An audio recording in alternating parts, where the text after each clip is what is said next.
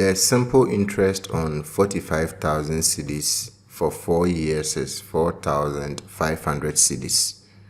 What is the rate of interest per annum? This is an objective test. We have 4 options here, so we will solve the question and after that we will pick the correct option.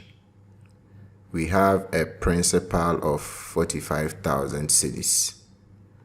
And the question tells us that the simple interest on this principal is 4,500 cedis and the time is 4 years.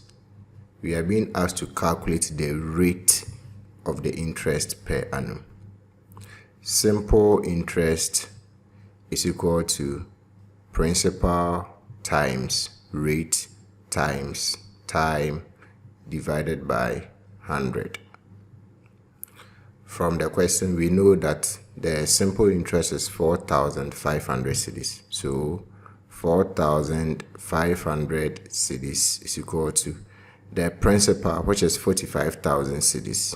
45,000 cedis times, we are looking for the rate, which is R, times time. Time is 4. So 4 divided by 100. We can solve this linear equation for R, which will give us the rate of interest per annum. 0 will cancel 0, 0 will cancel 0. So you'll be left with 4,500 is equal to 450 times R times 4.